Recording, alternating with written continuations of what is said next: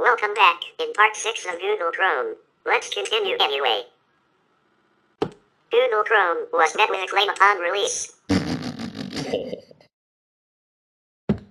In 2008, Matthew Moore of the Daily Telegraph summarized the verdict of early reviewers. Google Chrome is attractive, fast, and has some impressive new features. Initially, Microsoft reportedly played down the threat from Chrome and predicted that most people would embrace Internet Explorer 8. Opera Software said that Chrome will strengthen the web as the biggest application platform in the world. But by February 25, 2010, Business Week had reported that, for the first time in years, energy and resources are being poured into browsers, the ubiquitous programs, for accessing content on the web. Credit for this trend, a boon to consumers, goes to two parties. The first is Google, whose big plans for the Chrome browser have shaken Microsoft out of its competitive torpor and forced the software giant to pay fresh attention to its own browser, Internet Explorer. Microsoft all but ceased efforts to enhance IE after it triumphed in the last browser war, sending Netscape to its doom. Now it's back in gear. Mozilla said that Chrome's introduction into the web browser market comes as no real surprise that Chrome is not aimed at competing with Firefox. And furthermore, that it would not affect Google's revenue relationship with Mozilla. Chrome's design bridges the gap between desktop and so-called cloud computing. At the touch of a button, Chrome lets you make a desktop, start menu, or quick launch shortcut to any web page or web application, blurring the line between what's online and what's inside your PC. For example, I created a desktop shortcut for Google Maps. When you create a shortcut for a web application, Chrome strips away all of the toolbars and tabs from the window, leaving you with something that feels much more like a desktop application than like a web application or page. PC World. With its dominance in the web browser market, Google has been accused of using Chrome and link development to push new web standards that are proposed in-house by Google and subsequently implemented by its services first and foremost. These have led to performance disadvantages and compatibility issues with competing browsers, and in some cases, developers intentionally refusing to test their websites on any other browser than Chrome. Tom Warren of The Verge went as far as comparing Chrome to Internet Explorer 6, the default browser of Windows XP that was often targeted by competitors due to its similar ubiquity in the early 2000s. In 2021, computer scientist and lawyer Jonathan Mayer stated that Chrome has increasingly become an agent for Google LLC than a user agent, as it is the only major web browser that lacks meaningful privacy protections by default, shoves users toward linking activity with a Google account, and implements invasive new advertising capabilities. Since its association with Google, Chrome consistently kept adding features that aren't in the user's best interest in terms of privacy and control, and as a result, it faced criticism over the years. A class action lawsuit seeking $5 billion in damages was filed against Google in 2020 on the grounds it misled consumers into thinking it would not track them when using incognito mode, despite using various means to do so. In December 2023, a settlement was reportedly agreed to, with public disclosure expected in February 2024. In June 2015, the Debian developer community discovered that Chromium 43 and Chrome 43 were programmed to download the Hot Word Shared module, which could enable the OK Google voice recognition extension, although by default it was off. This raised privacy concerns in the media. The module was removed in Chrome 45, which was released on September 1, 2015, and was only present in Chrome 43 and 44. Chrome sends details about its users and their activities to Google through both optional and non-optional user tracking mechanisms. Some of the tracking mechanisms can be optionally enabled and disabled through the installation interface and through the browser's options dialog. Unofficial guilds, such as SRware Iron, seek to remove these features from the browser altogether. The RLZ feature is not included in the Chromium browser either. In March 2010, Google devised a new method to collect installation statistics. The unique ID token included with Chrome is now used for only the first connection that Google Update makes to its server.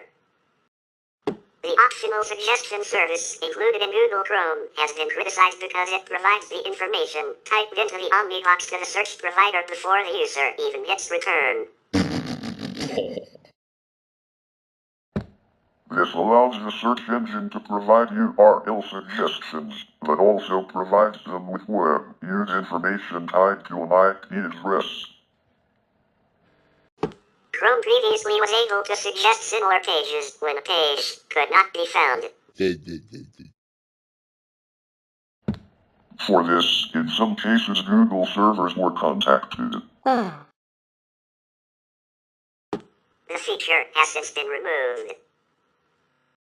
A 2019 review by Washington Post technology columnist Jeffrey A. Fowler found that in a typical week of browsing, Chrome allowed thousands more cookies to be stored than Mozilla Firefox. Fowler pointed out that because of its advertising businesses, despite the privacy controls it offers users, Google is a major producer of third-party cookies and has a financial interest. In collecting user data, he recommended switching to Firefox, Apple Safari, or Chromium-based Brave.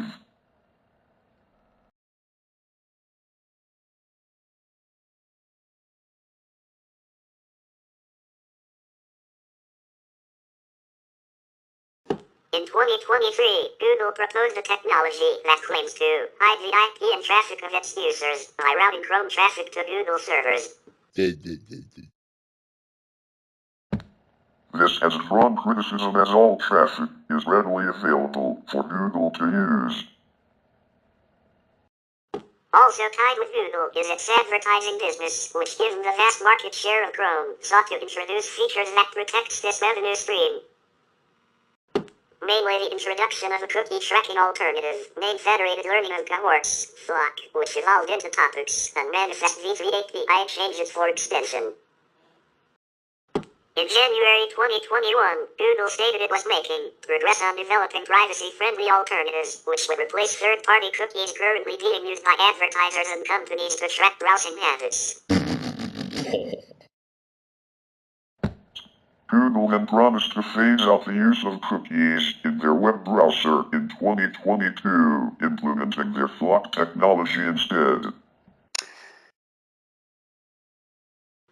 The announcement triggered antitrust concerns from multiple countries for abusing the Chrome browser's market monopoly, with the UK's Competition and Markets Authority and the European Commission both opening formal probes.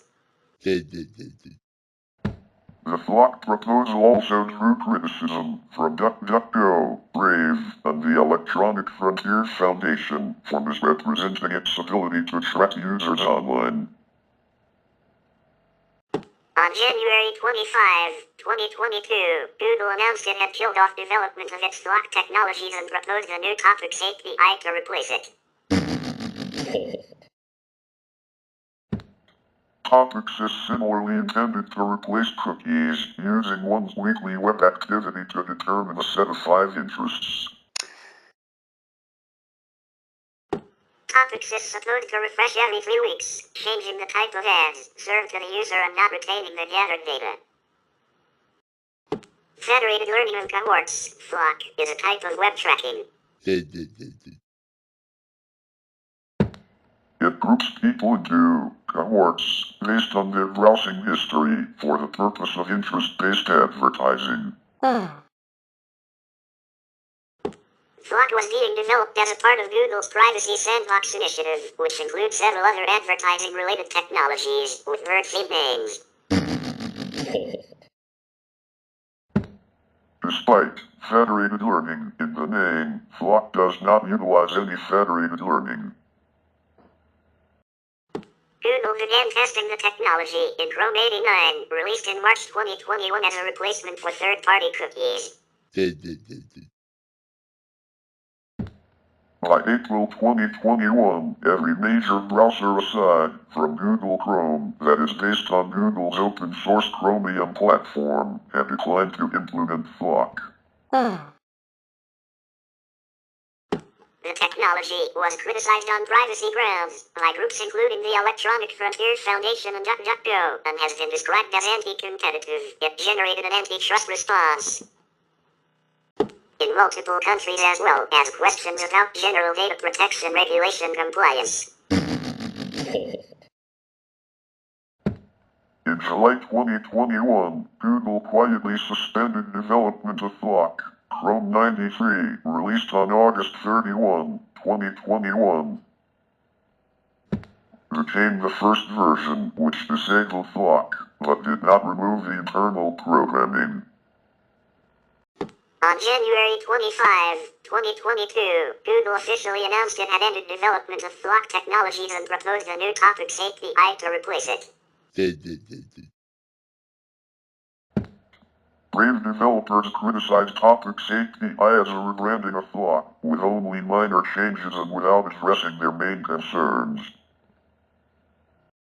The federated learning of cohorts algorithm analyzes users' online activity within the browser and generates a cohort ID using the SymHash algorithm to group a given user with other users who access similar content. Each cohort contains several thousand users. In order to make identifying individual users more difficult, and cohorts are updated weekly. Websites are then able to access the cohort ID using an API and determine what advertisements to serve.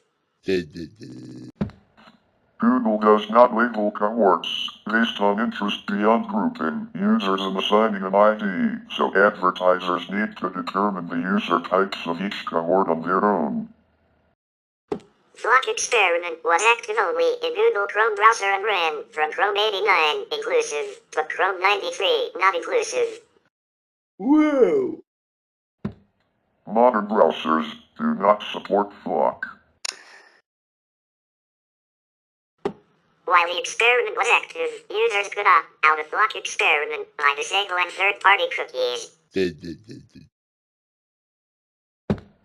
Website administrators could opt out from cohort calculation via special HTTP headers. It can be accomplished with a new interest cohort permissions policy or feature policy. The default behavior is to allow cohort calculation. To opt out of all Flock cohort calculations, a website could send either of the following HTTP response headers. Permissions-policy, browsing-topics equals parentheses. Or feature-policy, browsing-topics none. Google Chrome applies interest-cohort feature policy restrictions to browsing topics API as well. On August 22, 2019, Google Chrome developers coined the term Flock and first started discussing the upcoming replacement for cookies. In July 2020, the United Kingdom's Competition and Markets Authority found the Flock proposal to be anti-competitive, since it would place the browser in a vital gatekeeper position for the ad tech ecosystem.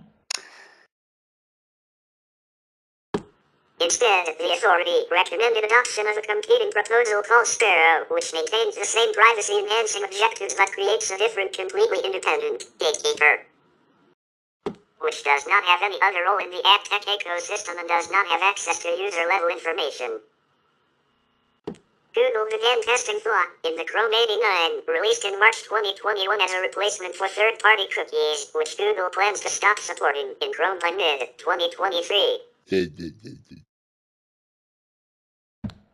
Initially, Google announced plans to remove third-party cookies by late 2021, then postponed it to early 2022, and then to 2023 due to delayed lock technology. The initial trial turned on Flock for 0.5% of Chrome users across 10 countries: the United States, Australia, Brazil, Canada, India, Indonesia, Japan, Mexico, New Zealand, and the Philippines. Users were automatically placed in the trial and were not notified, but could opt out by turning off third-party cookies. Furthermore, site administrators could disable Flock and opt out from interest calculation via a feature-policy header. The initial trial did not include users in the United Kingdom or the European Economic Area due to concerns about legality under the area's privacy regulations. In July 2021, Google suspended development of Flock. Chrome 93, released on August 31, 2021, became the first version, which rendered Flock feature void, but did not remove the internal programming. Chrome 100, released on March 29, 2022, removed most of old Flock code. On January 25, 2022, Google officially announced it had ended development of Flock API'(S) and proposed a new Topics API to replace it. This API would use 3 weeks of the browser's history to identify user interests based on defined topics. Participating websites could then call this API to get 3 topics, which could be used to tailor advertising. Developers of the Brave web browser called Topics API a rebranding of Flock without addressing key privacy issues. Google claimed in January 2021 that Flock was at least 95% effective compared to tracking using third-party cookies, but Ad Exchanger reported that some people in the advertising technology industry expressed skepticism about the claim and the methodology behind it. As every website that opts into Flock will have the same access about which cohort the user belongs to.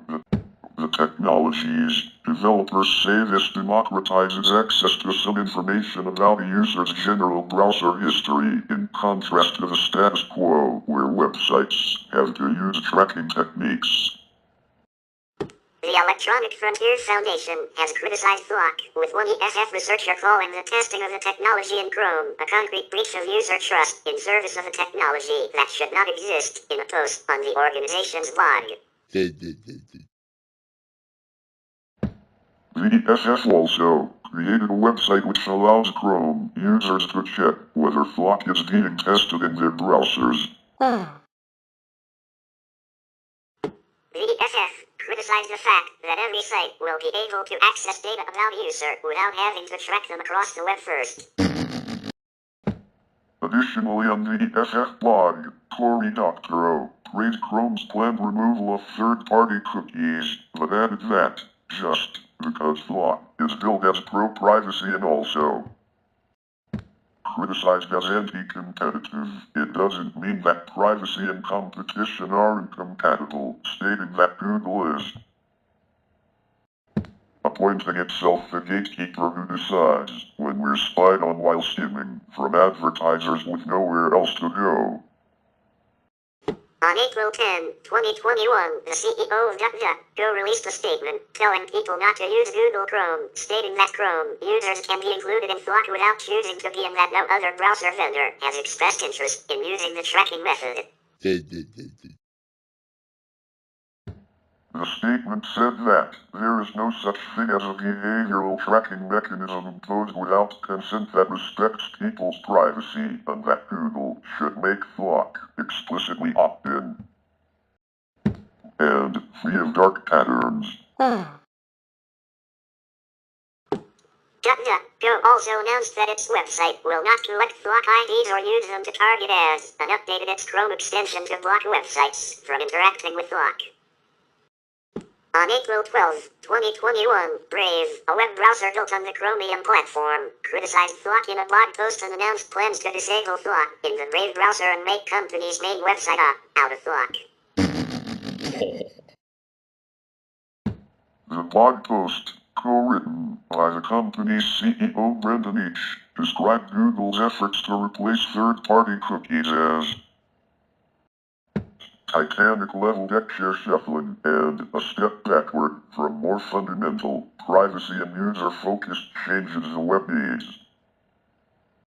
Tech and media news site The Verge noted that not all possible repercussions of block for ad tech are known and that its structure could benefit or harm smaller ad tech companies. Noting specifically that larger ad tech companies may be better equipped to parse what blocks mean and what ads to target against them.